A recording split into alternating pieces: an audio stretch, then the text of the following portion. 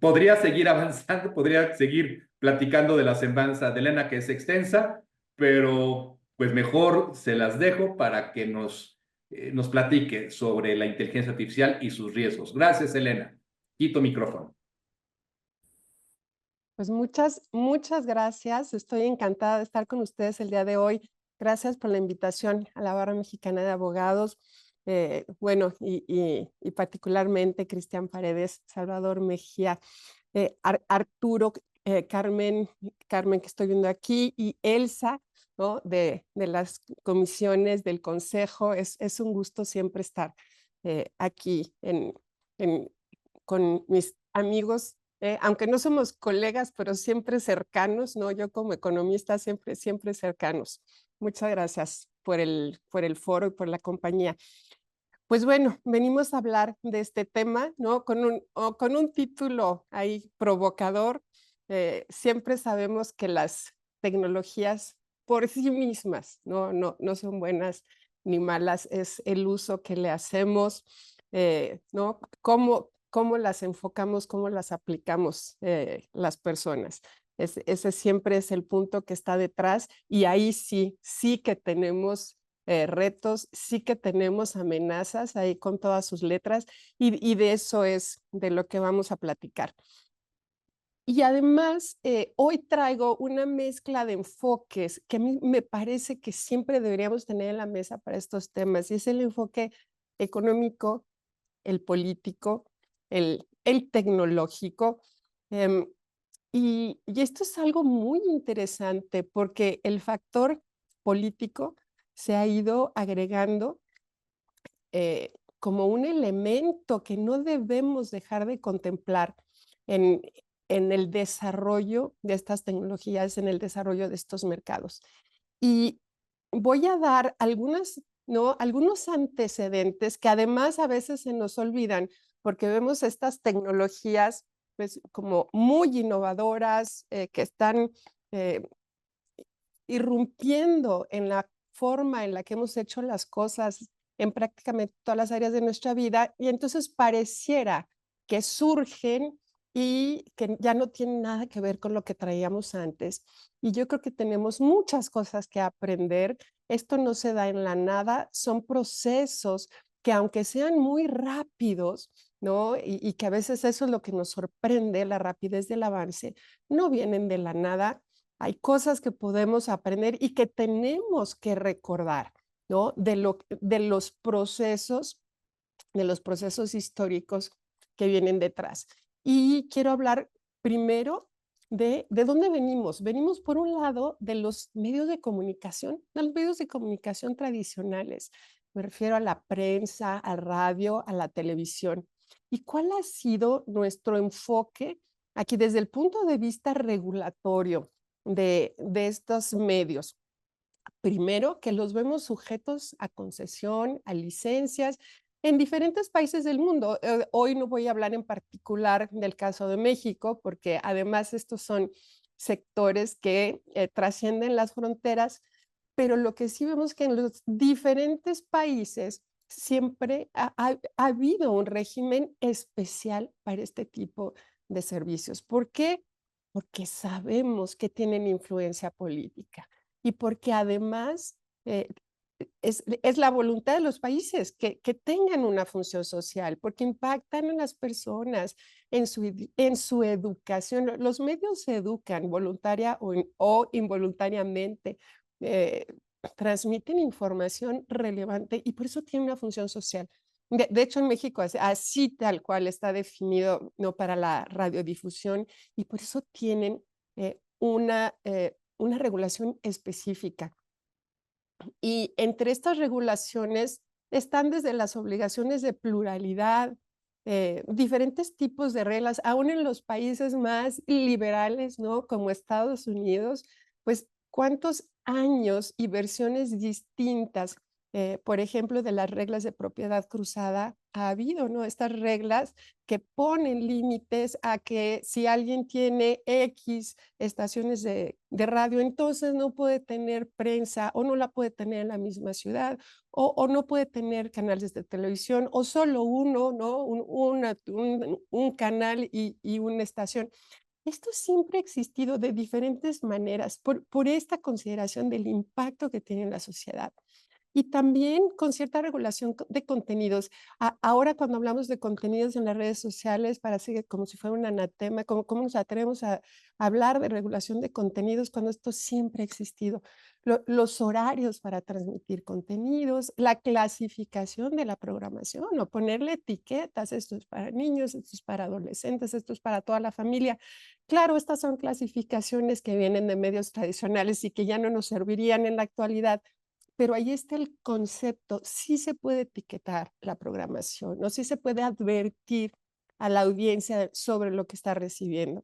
Y sobre todo, cuando hablemos de grupos especialmente importantes como las infancias, ¿no? Con otra vez un enfoque todavía más cuidadoso para la protección de niñas, niños y adolescentes frente a los medios. Y ahí desde el lenguaje, que puede ser sí algo ya pasado de moda, pero me refiero al principio y el contenido de violencia, el respeto en cuanto al tratamiento de diferentes grupos de la sociedad, de no transmitir estereotipos, eh, de que la información que se transmite sea veraz, ¿no? El derecho de réplica. O sea, se ha ido bordando sobre esa regulación para los medios de comunicación. Claro, en la parte tradicional, pero ahí me refiero de, tenemos que recuperar como esos pedazos del rompecabezas.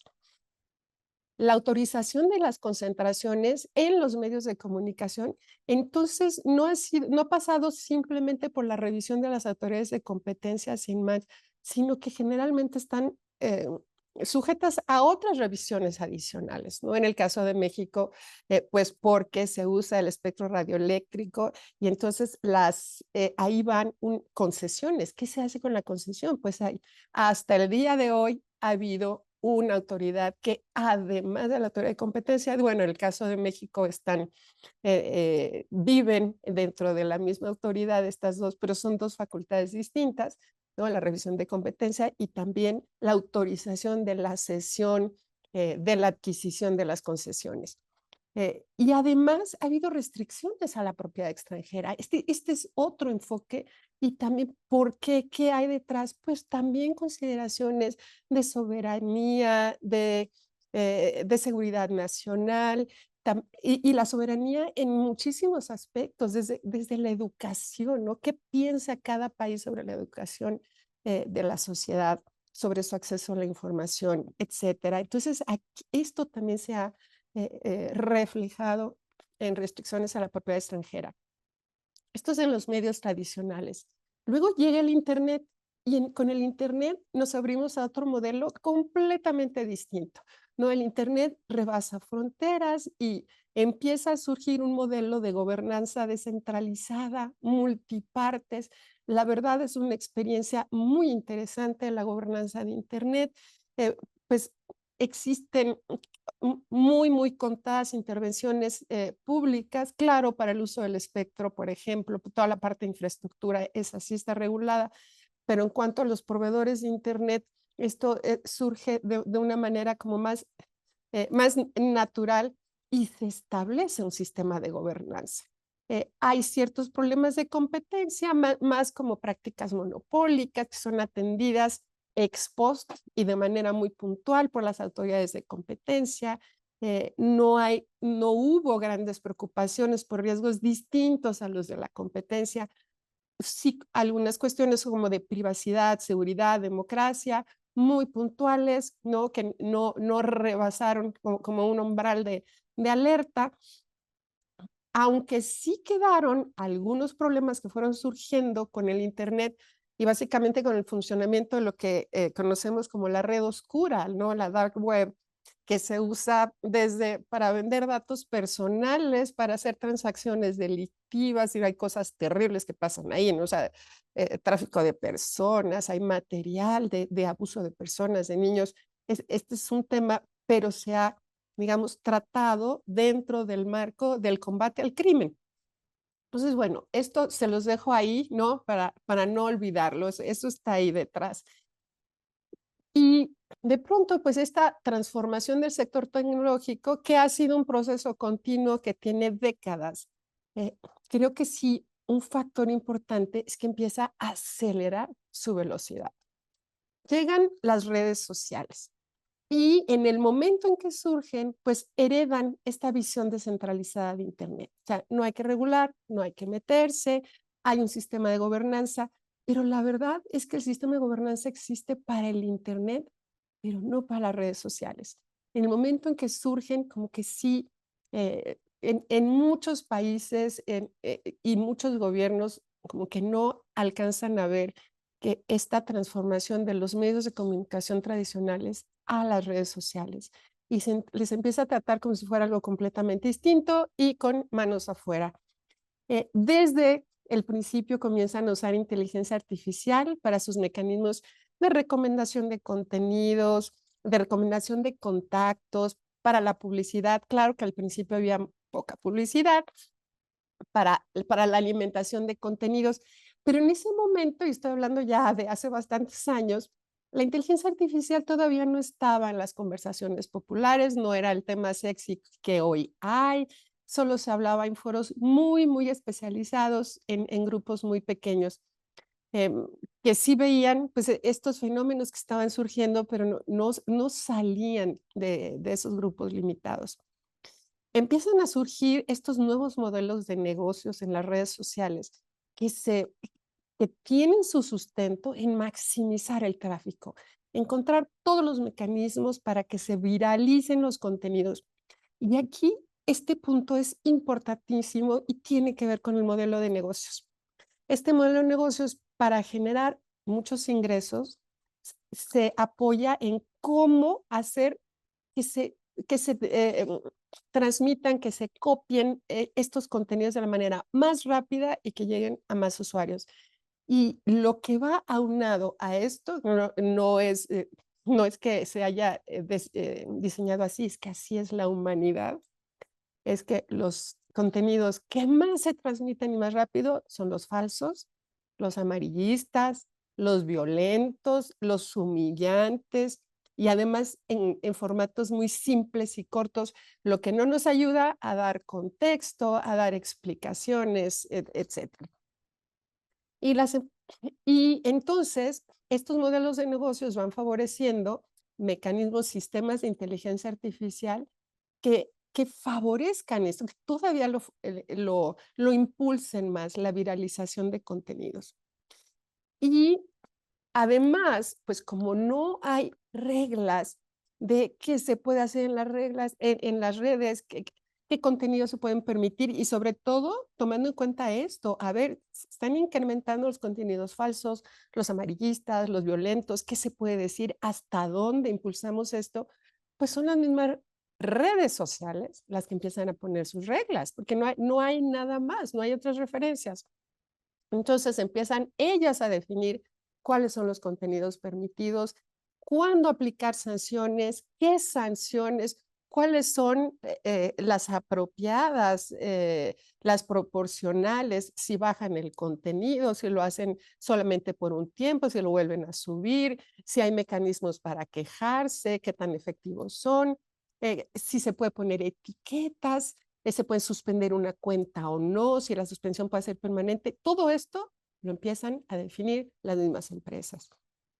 Ahora llega un momento, ahora sí, cuando la inteligencia artificial se convierte en un tema popular y de pronto pues ya empezamos a tener la atención en esto, a ver qué está pasando aquí. Pero las redes ya, digamos, ya vamos tardísimo, ya están funcionando así, son las empresas las que regulan, ¿no? En las redes hay todos estos fenómenos, pero bueno, ya salen las conversaciones de estos grupos pequeñitos y hay más conciencia sobre los riesgos. ¿Y de qué estamos hablando?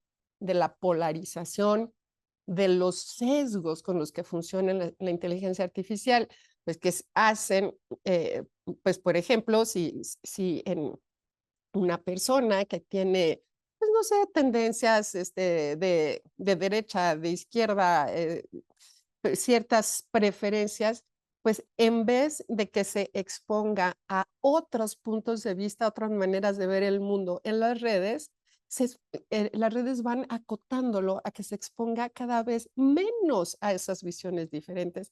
De hecho, sí, desde el principio las redes siempre han funcionado con estas recomendaciones que fortalecen los sesgos. Por ejemplo, recomendándote, o sea, no te gustó este contenido, lo borraste, pues ¿por qué no mejor borras a este usuario y sigues a otro que piensa como tú, ¿no? Y a ver, ¿quieres ver contenidos que se parecen a esto que viste? Dale like. Y eso es lo que van haciendo las redes cada vez más. También, pues, mecanismos que generan comportamientos adictivos, que enganchan cada vez más a las personas para que vean cada vez más tiempo las redes, para que estén ahí. Y eso tiene consecuencias en la salud mental, por un lado, es un tema de salud pública, pero también en cuestiones de democracia, en la opinión pública. La gente se está polarizando, se tolera cada vez menos. ¿Por qué? Porque no está expuesta a las diferencias. Y también estas mismas prácticas generan posibilidades de abuso sobre los consumidores, igualmente al estarles eh, llevando hacia el consumo, ¿no? Eh, propiciando ventas de bienes y servicios que, bueno, eso por sí mismo no tiene ninguna, no tiene ningún daño, pues así funciona el comercio. El punto es que si estas actividades de comercio se hacen usando abusivamente la información que tienen las redes sobre las personas, información que obtiene por, por todo lo que se libera en la interacción con las redes, ¿no? De qué le gusta ver esta persona, cuáles son sus actividades privadas, qué ha estado buscando. Pues se puede estar, por ejemplo, personalizando precios, que eso ya cada vez se hace más común. Entonces, si yo empiezo a buscar un bien o un servicio, empiezo a recibir ofertas de esos bienes, pero a un precio mucho más alto del que podría encontrar si lo pudiera hacer de una manera anónima. Em, bueno, y cada vez más, otro tema que tiene que ver con la democracia es que las redes sociales y las plataformas digitales se usan cada vez más como fuentes de información, ¿no? Y eso se observa muchísimo en el mismo comportamiento de las personas, pero también en encuestas, ¿no? Que para muchas personas cada vez más su fuente principal de información son las redes sociales y no los medios de comunicación tradicionales. Y aquí voy a reforzar otra vez este mensaje. Las redes sociales son los nuevos medios de comunicación. Es una evolución de los medios de comunicación tradicionales y no los deberíamos ver como fenómenos totalmente distintos. Todo eso va generando que las empresas tecnológicas, ¿no? Las que están detrás de las redes sociales, de la inteligencia artificial, de las plataformas tecnológicas, vayan adquiriendo poder político. Em, y esto tampoco es un fenómeno totalmente nuevo. O sea, los monopolios, los grandes oligopolios, los grandes grupos económicos, al tener poder económico, eso les da influencia en lo público. Eso siempre ha existido, ¿no? Y esto pues también pasa en las empresas tecnológicas, pero también ahora hay nuevas formas. ¿Por qué? Porque las tecnologías digitales tienen influencia directa en la opinión pública. O sea, no es una influencia a través de los actores políticos, sino porque ya hay un canal directo. Tienen influencia en la opinión política, en la intención de los votantes, en la popularidad de las personas políticas, en el derecho de acceso a la información, poder diseñar qué información le llega a una persona y que no le va a llegar necesariamente a la otra. Tienen influencia en la libertad de expresión, en la violencia política, porque en las redes sociales, en las plataformas, se canalizan muchas formas de violencia política y que también incide en la libertad de expresión de las personas que se dedican a la política, al activismo, al periodismo. Y a través de la inteligencia artificial, a través del perfilamiento en las redes sociales, se pueden diseñar estrategias para cambiar las decisiones de las personas y también para hacerles desconfiar de los medios establecidos. Y este es un punto que me parece interesante y súper preocupante porque es algo que ya se ha utilizado en campañas políticas. Y aquí recordar muy brevemente lo que pasó con Cambridge Analytica, esta empresa que usó datos personales obtenidos de Facebook para generar contenido, para incidir en el tema y en el tono de los mensajes, con la intención de llevar a votantes a cambiar sus decisiones y de una manera casi individualizada. Esto ocurrió ya desde el 2013 o 2018 y se utilizó en campañas reales en nuestro país, en México, en Estados Unidos, en Malasia, en Brasil, en China, en Australia. Ahora, muy recientemente, vimos también en la campaña de Estados Unidos el apoyo así abierto de Musk a la campaña de Trump en un momento donde las preferencias electorales estaban bastante parejas. Ahí pues habría que hacer análisis especializados de qué tanto influyó en ese triunfo, pero ahí estuve estos empresarios tecnológicos influyendo en las elecciones. Ahora, en años precedentes, me voy a tocar un poquito el tema de competencia, hubo varias décadas con un enfoque muy laxo al análisis de concentraciones en autoridades de competencia de muchos países, ¿no? Y particularmente en México y en Estados Unidos. En México sigue muchísimo la tendencia de Estados Unidos. Y esto se extendió al sector tecnológico.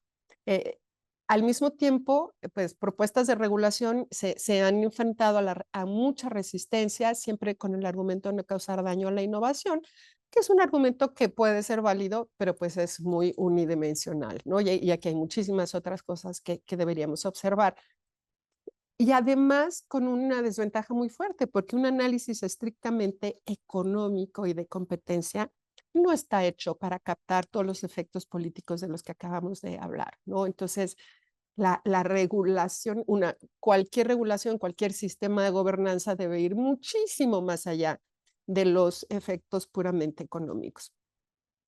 Y como ejemplo de esta actitud, digamos, como casi como viendo pasar, ¿no? Adquisiciones y fusiones importantes que se hicieron en, no sé, en las últimas quizá 2, 3 décadas, pues también han ido conformando un sector tecnológico sumamente concentrado.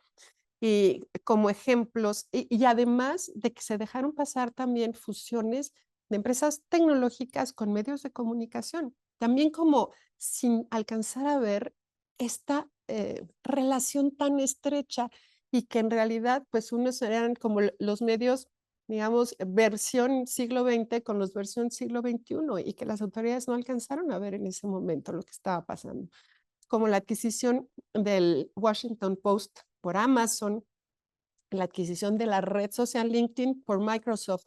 Aquí, bueno, es una red nueva, ¿no? Pero con una empresa tecnológica.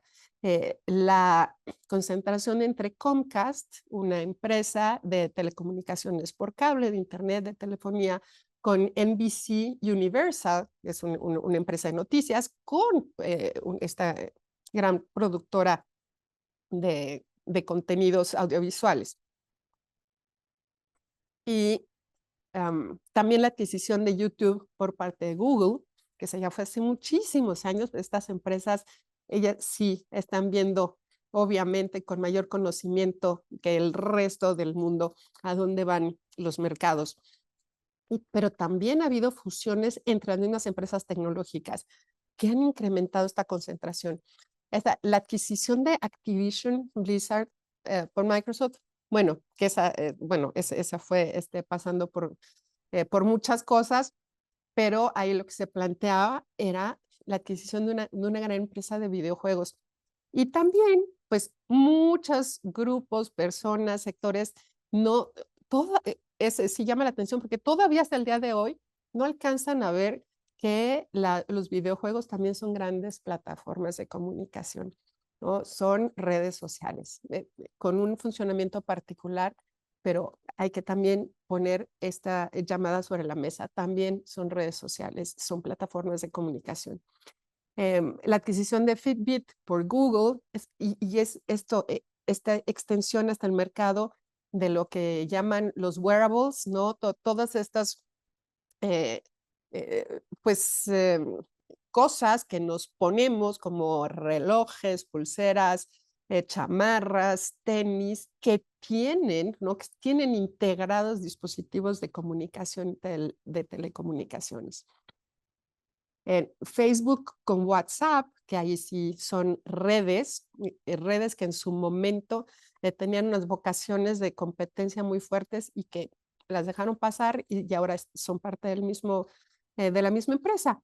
Más recientemente, la incursión de Microsoft en OpenAI, además con un episodio muy dramático, casi una telenovela tecnológica ahí en línea, pero como consecuencia, algo muy interesante y también preocupante, por cómo cambia el modelo de una empresa que comenzó como sin fines de lucro y que además gracias a ello obtuvo un financiamiento enorme y pues de pronto cambia a un modelo con fines de lucro y que otra vez no tiene nada de malo por sí mismo tener fines de lucro, así funcionan los mercados, eh, pero aquí el punto es que se va incrementando e incrementando la concentración. Y ahora, pues ya estrenadito y anunciado por Trump, este programa Stargate, que es una alianza estratégica entre OpenAI, Oracle y SoftBank, con otras empresas involucradas detrás. Hay un fondo soberano emiratí, MGX, y con socios tecnológicos como Microsoft, ARM y NVIDIA.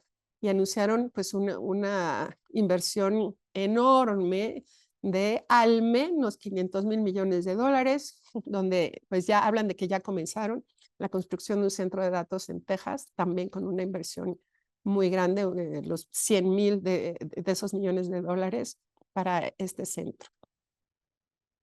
¿Qué vemos con todas estas fusiones? Primero que hay convergencia tecnológica, se van integrando plataformas digitales con contenidos y además diferentes tipos de plataformas, de redes sociales, diferentes sectores que hace tiempo estaban pues muy separados y que ahora se van integrando. Y es en una transformación muy dinámica de los modelos de negocio. Eso también hace que las autoridades como que vayan muy detrás porque no alcanzan a ver hacia dónde se están moviendo los modelos de negocio.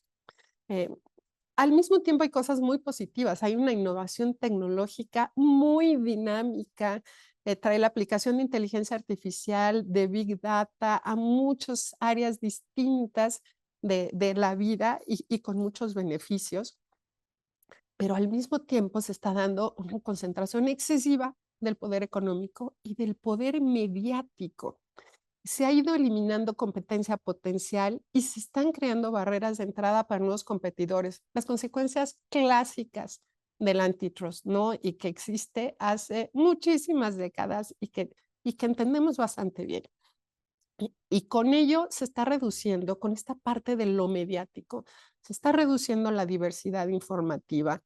Hay una necesidad tremenda de actualizar los marcos de referencia en los marcos regulatorios sin entender muy bien lo que está pasando. Ese es un nuevo requisito a los reguladores y además con una necesidad muy fuerte de proteger derechos desde muchos puntos de vista de los usuarios de servicios, de los consumidores en este aspecto también, de las audiencias en el sentido de quienes recibimos contenidos, mensajes, información y de los votantes, ¿no? En todas estas dimensiones de las personas necesitamos proteger nuestros derechos y tiene que ver con protección de nuestras libertades también. El impacto económico de la concentración económica digo, eso es algo que conocemos muy bien, ¿no? Y estamos viendo un mayor control de los mercados globales. Esto es un reto tremendo porque es muy difícil para una autoridad nacional eh, controlar lo que pasa, lo que se están, los fenómenos que se están generando desde mercados globales. La capacidad para influir en las políticas económicas, que lo sabemos cuando hay grandes poderes económicos, pues hay muchos canales para influir en políticas, en regulación. Y la centralización de recursos, de conocimientos tecnológicos. Em, hay, am, hay un semivacío normativo en inteligencia artificial y redes sociales, aunque ya en los años recientes algunos países ya empezaron a tomar cartas en el asunto, ¿no? Muy visiblemente Europa, pero hay muchos otros países también. Pero más allá de los temas económicos, el control sobre la inteligencia artificial y las plataformas digitales les da a las empresas no solo beneficios económicos, sino también de una manera cada vez más fuerte, influencia política. Las decisiones de las empresas tecnológicas están afectando la vida cotidiana y los derechos ciudadanos. Estos modelos de negocios que se basan en la viralización de contenido, en la maximización del tráfico, están generando desinformación, contenido abusivo, mucho contenido también con violencia, con llamados de odio, un comportamiento adictivo con influencia en la salud mental, mayormente en grupos vulnerables de la población y los fenómenos de polarización. Esta capacidad de perfilar, ¿no? De una manera muy personalizada a partir de la inteligencia artificial permite incidir en los comportamientos de las personas, nuestras decisiones, en nuestras opiniones, en las normas sociales, y esto coarta libertades. Y por eso es tan importante esta protección de nuestras libertades. Los nuevos, y con esto voy a los nuevos trusts, ¿no? ¿Por qué surgió el antitrust? Pues para acabar con estos trusts, ¿no? Estas corporaciones gigantescas que hace más de un siglo ya estaban teniendo mucha influencia en Estados Unidos en las reglas, ¿no? En los políticos. Y por eso surge con tanta fuerza el antitrust. Pues ahora estamos viendo una nueva ola de trusts. Los grandes agentes económicos siempre han tenido esa influencia política, por eso surgió los canales tradicionales, a partir del lobbying, la captura regulatoria, financiando partidos políticos en los países donde se puede, como en Estados Unidos, pero también financiando proyectos públicos en otros países donde no se puede financiar a los partidos. Pero ahora, además de incidir de esas maneras tradicionales, pues les decía, hay ahora otros canales directos. Y además, ahora también vemos un fenómeno nuevo, la autorregulación, bueno, que siempre ha existido, pero que ahora en realidad se le sigue llamando autorregulación, pero tiene mucho de regulación.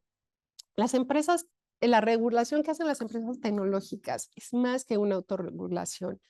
La autorregulación se refiere a cuando se autoimponen reglas y obligaciones que van más allá del marco jurídico, ¿no? Yo soy una empresa y voy a decir que voy a ser más transparente que lo que me requiere la ley. Voy a tener un modelo de gobernanza más allá de lo que estoy obligado. Y esto también se ha hecho en el sector tecnológico, ¿no? Por ejemplo, Meta generó de ahí toda una estructura de su consejo del Oversight Board de moderación de contenidos muy interesante, a lo que no lo está obligando, es también como para poder avanzar hacia un modelo de gobernanza. Eso es autorregulación. Pero las empresas están regulando, están imponiendo normas a los usuarios y a la sociedad. ¿Cómo se interpreta la libertad de expresión? ¿Cómo tenemos acceso a la información? ¿Cuándo se puede dar o negar acceso a la infraestructura crítica, a servicios esenciales? Están interpretando derechos como la libertad de elección, la libertad de asociación, el derecho al acceso a la información. Están sancionando bajo su propia interpretación de conceptos jurídicos regulatorios. ¿Qué es la violencia digital? ¿Qué es la violencia política? ¿Qué es el discurso de odio? Entonces vemos aquí una evolución del poder del sector tecnológico que podemos plantear de una manera muy esquemática. Y con esto ya voy a cerrar. en 3 etapas. Primero, una en la que el poder económico rebasa el poder de los estados. Esto, digo, ya es una realidad para muchos países, porque hay países menos poderosos que otros, pero pues muy pronto podría ser una realidad para todos los países. En una segunda etapa, el poder económico adquiere poder político de una manera directa, no por influir en los políticos, no por capturarlos, sino porque puede imponer las reglas de sus propias empresas y porque sus empresas inciden en la opinión pública, en las decisiones de las personas y por el control de servicios esenciales. Y aquí además les pongo un ejemplo. En medio de la guerra eh, de Rusia y Ucrania, Musk, eh, por su propia decisión, ni siquiera de un consejo, de un proceso interno de la empresa, él personalmente decidió no atender una solicitud de Ucrania para que estuviera vivo el servicio de Starlink cerca de Crimea. Eh, Ucrania, pues ahí señaló que necesitaba esa conectividad para lanzar ataques sorpresas sobre ahí unos objetivos rusos. Y Musk decidió que había un riesgo de que Rusia contestara con ataques nucleares y que como ese riesgo era muy alto, no iba a dar el servicio de Starlink y esa fue una decisión política muy fuerte con muchas consecuencias y la tomó una sola persona, además un empresario, no un gobernante, un empresario que simplemente tenía el poder de hacerlo. Y además, pues en ese momento en Twitter, Musk dijo, no, todavía, o sea, se puso a presumir su poder, que entre Tesla, Starlink y Twitter, ¿no? Sus empresas en ese momento, yo tengo más datos económicos en la cabeza que ninguna persona en este mundo. Entonces, bueno, hablamos de la segunda etapa.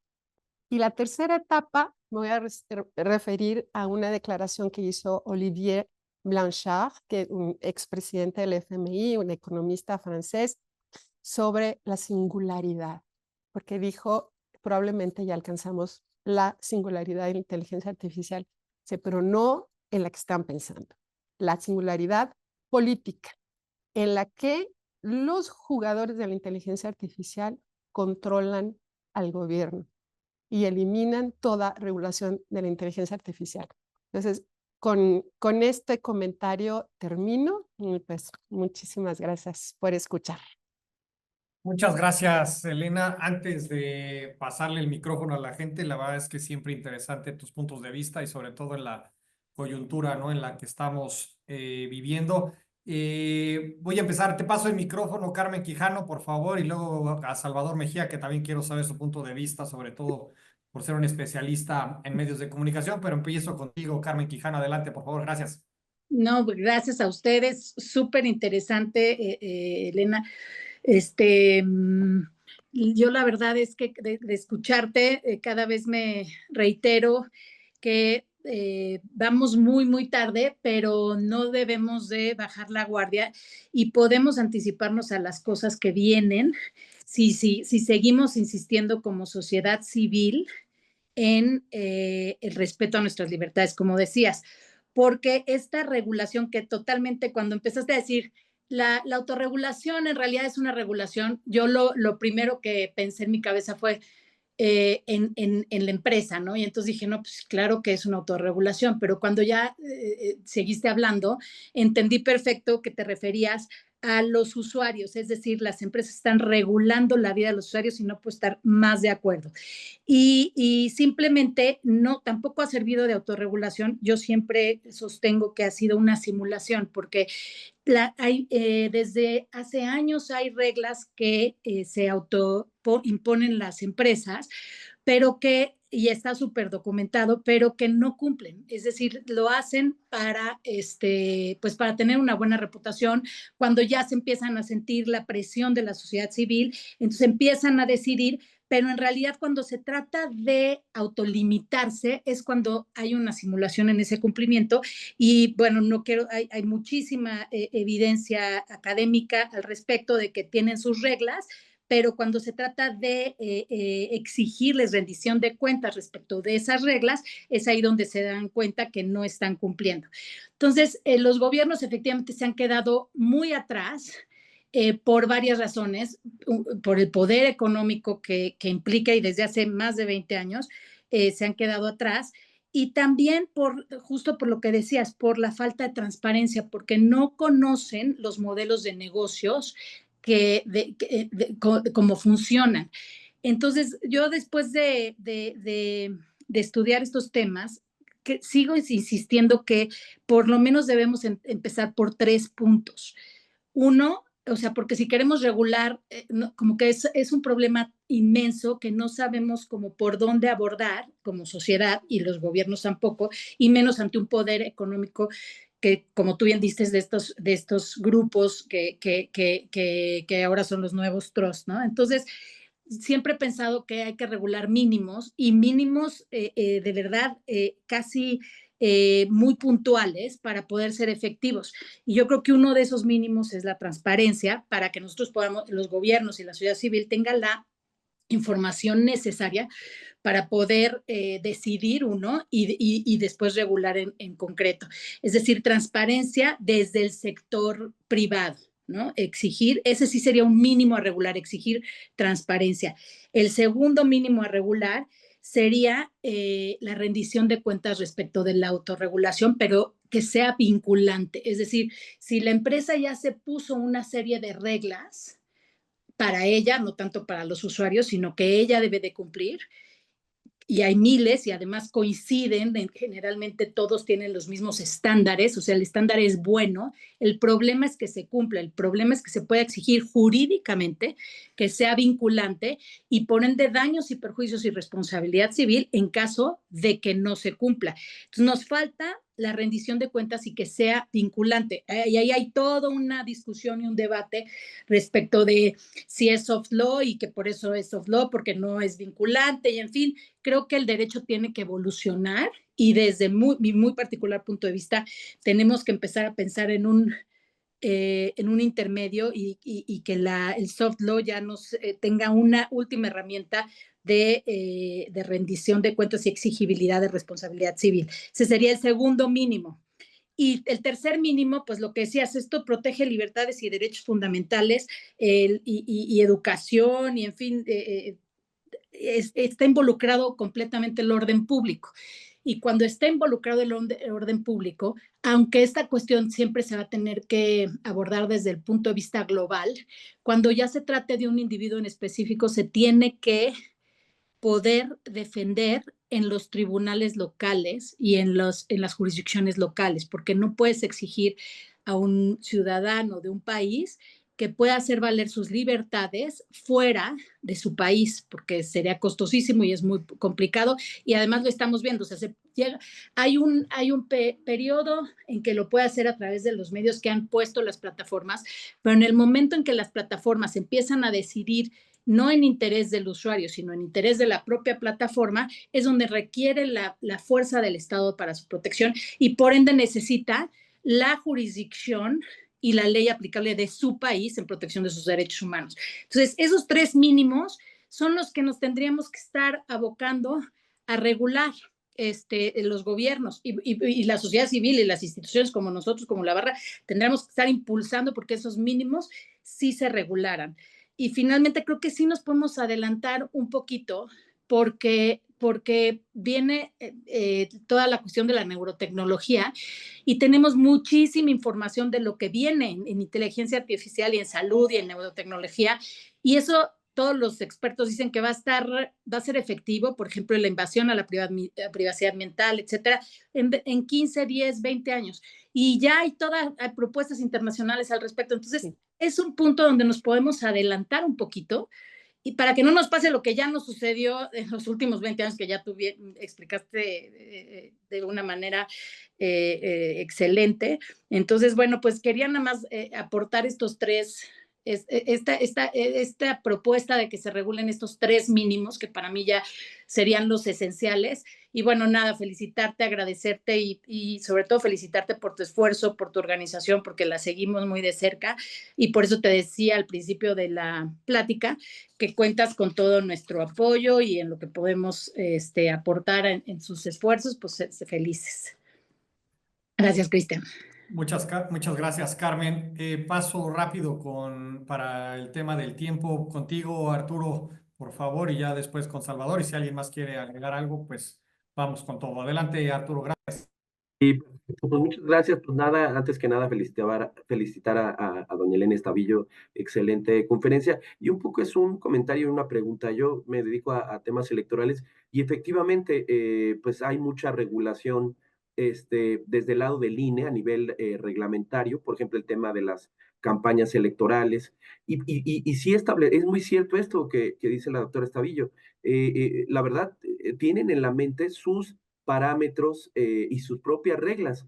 Me tocó, y a lo mejor también me gustaría distinguir entre Facebook y X. Por ejemplo, Facebook sí tiene un convenio con el INE y sí es muy reactivo, una oficina ya muy puesta en México, con abogados mexicanos que entienden, digamos, toda la regulación que puede haber y, digamos, responde a los requerimientos. Por ejemplo, si alguien denuncia una campaña en redes sociales, y se puede ver que es una pauta pagada, bueno, pues esto es fiscalizable y hay un buen diálogo y más o menos Facebook se ha sometido, pero no así X, por ejemplo, Twitter, incluso antes de la compra por Elon Musk, eran muy reticentes. Yo me tocó llevar algún asunto y se resistían mucho a las reglas. Es que me decían, es que esto es prohibido porque es periodo de veda o no puedes hacer este tipo de campaña y además si te llega un requerimiento de fiscalización hay que rendirlo. ¿Alguien te pagó por esta publicidad o no? Simplemente es el usuario que sin costo alguno y decía, no, bueno, es que eso no está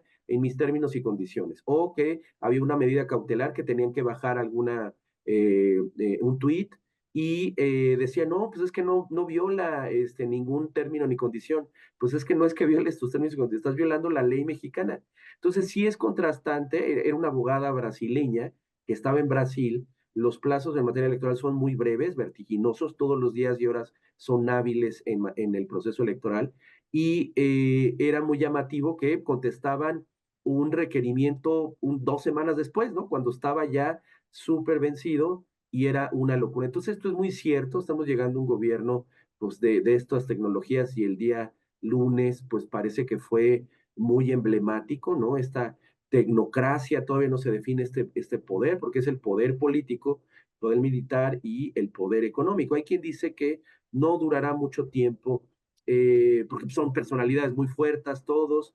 Facebook, Mark Zuckerberg, se había resistido un poco a así tener reglas y un poco ya se unió a estos criterios de mayor libertad, aún sabiendo que hay información falsa. Pero ahí preguntar, y sería y con esto cierro mi pregunta, ¿habrá posibilidades de regular algunas cosas? A lo mejor no todo, no las cosas que a los grandes empresarios les importe, tal vez, pero tal vez en la medida que coincida con ciertas reglas que les interese, se pueda llegar a un cierto gobierno de las redes sociales. Y muchas gracias, felicidades y felicidades también a Cristian Paredes. Gracias.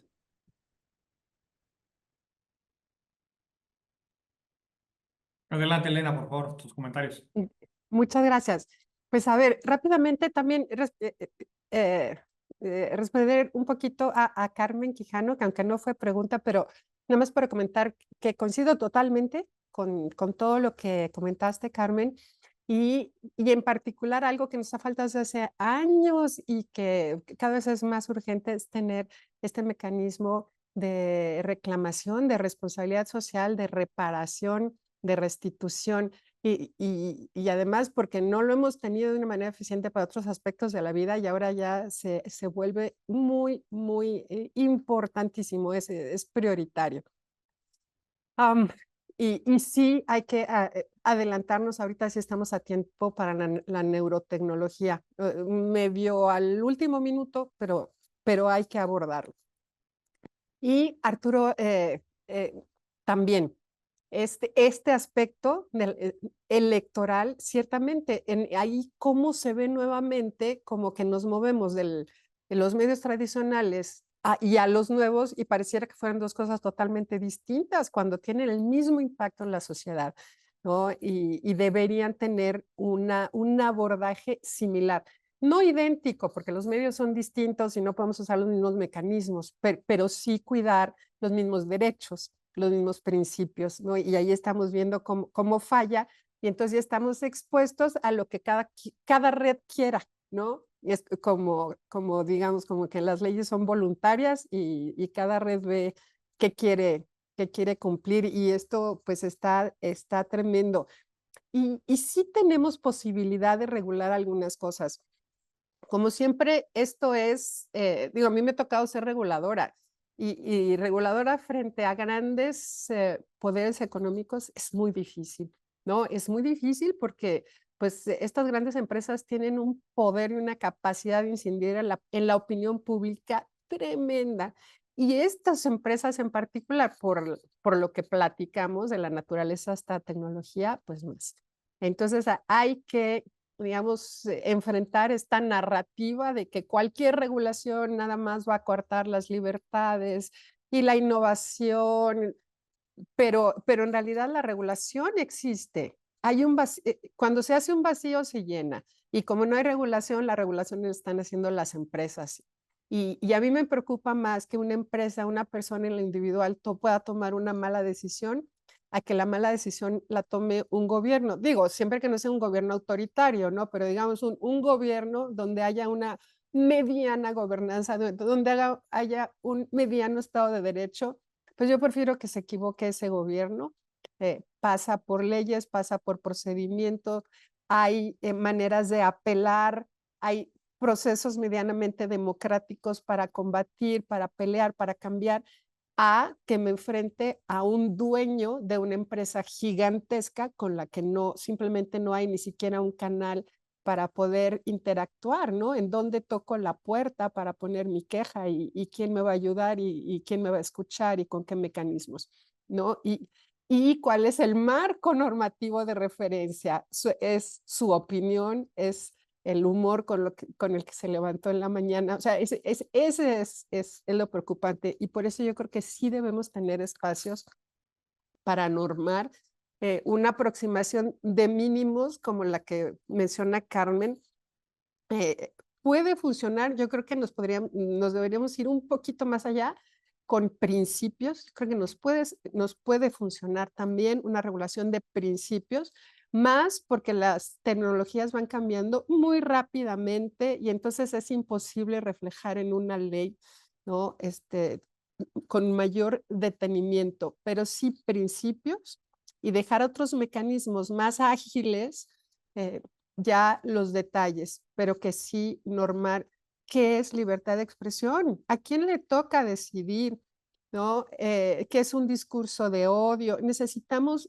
Son temas muy complicados, muy difíciles, pero necesitamos entrar.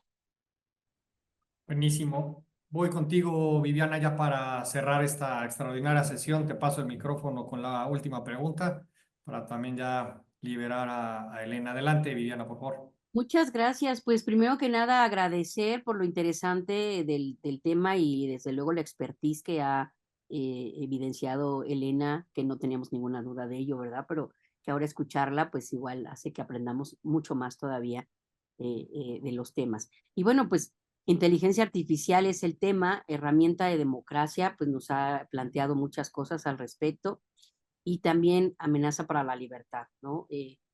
Yo soy, y no quiero ser aquí tal vez un poco rebelde, aunque sí lo soy. Yo siempre he creído que la tecnología asusta. Los avances tecnológicos le asustan a la humanidad, y más le asustan a los reguladores como nosotros, como los abogados, ¿no? Siempre lo novedoso es complicado. Y a lo largo de la historia siempre ha asustado. O sea, si nos remontamos a un siglo atrás, por estas fechas, cuando comienzan pues a haber tecnologías como el telégrafo, como el avance de los trenes, como muchas cosas, siempre también se tuvo miedo, ¿no? Se tuvo miedo de que todo esto cómo se iba a manejar. Yo creo que ahora nos pasa lo mismo, pero no debemos tener ese miedo. Creo que debemos de ser más propositivos. El derecho sí es verdad, va siempre más atrás que la tecnología y ahora más con la tecnología. Entonces, yo más bien te preguntaría en este sentido, sí, hay que regular, pero ¿de qué manera consideras tú que debemos regular? ¿Con ese miedo y tratando de cooptar o de cortar más bien el avance o realmente sumándonos en esta propuesta? Yo he visto muchas propuestas y en los congresos, por ejemplo, con esta idea de que la tecnología puede afectar al avance democrático. Yo siento que a muchos políticos no les preocupa tanto la democracia, sino perder el poder, ¿sí? Y eso es lo que, bajo ese pretexto, asustan de que hay que detener tecnológicamente esto porque, y le pasa lo mismo, pero no tanto a las empresas, ¿no? Aunque las empresas, ¿qué es lo que temen perder ahí? Pues dinero, ¿no? Porque atrás de todo esto hay dinero, muchísimo dinero. No por nada, los que estaban ahí con Trump son los más ricos de todo el mundo. Y lo que manejan es información, ¿no? Todo este tipo de inteligencia son los que la están desarrollando. Entonces, tú, ¿cuál sería tu idea en ese sentido? ¿Tenemos que ir con miedo? Así de, hay que poner un alto, hay que poner un tope. O ¿cuál sería tu visión desde el punto de vista de que pues no podemos detener el avance tecnológico? O sea, esto es sí o sí, ¿no? Entonces, ¿cuál sería tu visión en ese sentido? Y desde luego, felicitarte otra vez, Elena, me da mucho gusto haberte escuchado y felicitar a Cristian, un tema muy ad hoc, a propósito además de que ahora, y ahí va la otra pregunta rápidamente, de que ahora van a desaparecer órganos reguladores como el que tú integraste y como el que integro yo, ¿sí? ¿Cómo vamos a regular esa parte? Que es uno de los grandes retos que se tienen ahora en el gobierno y que parece que al gobierno no le importa, ¿sí? Al contrario, entre menos diques tenga, mejor. Ahí te lo dejo, Elena. Yo creo que esto da para otra conferencia, pero estoy segura que tú nos vas a contestar rápidamente. Muchas gracias. Hasta pronto. Muchas gracias, Joana. Sí, una probadita. Este tema es interesantísimo, tocas muchos aspectos. La desaparición de reguladores en este momento yo creo que todavía es más preocupante. Reguladores necesarios para varios de los aspectos que he mencionado, ¿no? Em, pero no hay que ir con miedo, ¿eh? Y además tener muy claro que el objetivo de esta regulación no es detener a la tecnología. No, no, no, nunca. Ese no es el objetivo, sino, sino tener gobernanza. Es poder tener una gobernanza de la sociedad, de qué queremos que haga esta tecnología, qué queremos que no haga y cómo podemos proteger nuestros derechos en este avance tecnológico. Y sí, y yo creo que estarlo repitiendo todo el tiempo es importantísimo porque no se trata de detener el avance. La inteligencia artificial también trae unos beneficios enormes, ¿no? Estos sistemas, por ejemplo, para el diagnóstico temprano de cáncer, ¿no? Que puede salvar tantas vidas, ¿no? Definitivamente no hay que detener, pero sí queremos, ¿qué queremos con esa tecnología? Que se quede nada más en manos de muy pocos, ¿no? Si hay sistemas para detectar cáncer, queremos que estén en las manos de todas las personas. ¿Cómo le vamos a hacer para ese acceso? ¿Cómo vamos a hacer para que esos resultados no sean discriminatorios? Que esté entrenado con datos de salud de la población a donde va la tecnología. Probablemente, si se entrena con datos de una población que tiene características genéticas, hereditarias distintas que las de otro país, no nos va a funcionar igual. Entonces, en México queremos que esos sistemas funcionen bien para nuestra población, que lleguen a cada rincón. Eso es en lo que tenemos que estar pensando, no es en detener, es en el uso responsable, cómo proteger nuestros derechos, de todos estos derechos. Y aquí tenemos retos, hay que regular sin saber muy bien cómo funciona la tecnología. Y por eso hay que regular con base en principios, pero también tenemos que innovar. La tecnología está innovando en la misma parte técnica, pero también en los modelos de negocios. Los reguladores, los operadores jurídicos tienen que innovar. No nos van a servir los mismos mecanismos regulatorios que hemos usado con las anteriores tecnologías para esta. Tienen que ser flexibles, ágiles en el sentido de las tecnologías ágiles. Tenemos que tratar algo, ver si funciona. No funcionó, lo mejoramos, lo volvemos a intentar y vamos aprendiendo sobre el camino. Por ahí están, por ejemplo, los sandboxes regulatorios, traen un poco esa idea detrás, es experimentación de la regulación, pero no es el único camino. Necesitamos mecanismos ágiles, que sean muy fáciles de revisar, de implementar y de corregir. Esto lo digo así, es un cambio cultural que plantea un reto tremendo para para cómo funcionan en general los gobiernos. No, un funcionario público no tiene derecho a equivocarse jamás en la vida porque lo corren. Tenemos que cambiar esa mentalidad. Necesitamos poder experimentar y aprender con errores controlados, con errores responsables, ¿no? Aquí también se trata de derechos y no se pueden poner en riesgo los derechos ni las personas. Necesitamos mecanismos para ir aprendiendo y corrigiendo la regulación. Si queremos poner en blanco en una ley que nos va a servir para los próximos 20 años o 10 años, eso no nos va a servir. Necesitamos pensar en nuevas formas de regulación. Buenísimo. Con eso yo creo que cerramos de manera extraordinaria esta sesión. Elena, te agradezco mucho el tiempo que nos regalaste hoy en nombre de la Comisión de Datos, de Parlamentario, de Financiero y naturalmente de Tecnologías. Te lo quiero agradecer siempre tu disponibilidad y lo generosa que fuiste hoy con todo esto que nos compartes. Y pues naturalmente la barra es tu casa y seguramente te estaremos molestando en el resto del año para que nos sigas compartiendo todo tu conocimiento y experiencia, considerando, ¿no?, todas las cosas que están pasando tanto en México como en el mundo. Entonces, seguramente tus buenas prácticas y todo el conocimiento que tienes nos servirá de mucho, ¿no?, para tener una guía y como brújula, ¿no?, para lo que se viene en el resto del año. Te agradezco mucho, Carmen, también, y gracias, Arturo, gracias, Salvador, gracias, Viviana, por acompañarnos. También a todas y todos los que nos acompañaron hoy en la sesión. ¿Algo que quieras comentar de cierre, Elena, o algo que no te hayamos preguntado, por favor? Ay, pues bueno, otra vez como operadores jurídicos, creo que hay una responsabilidad enorme en que empujemos. Necesitamos normas que nos ayuden a enfrentar de una manera muy responsable esta evolución tecnológica y trabajar juntos. Aquí también es bien importante el sector, ¿no?, del derecho, de la economía, el tecnológico y toda la parte social. Aquí también cada vez es más importante la intervención de filósofos, sociólogos, psicólogos. Tenemos que trabajar, ¿no?, como que abrir nuestros silos y trabajar juntos. Perfecto. Mejor cierre imposible. Nos vemos a la siguiente. Gracias. Ánimo. Gracias a todos. Felicidades. Muchas gracias. Gracias, felicidades.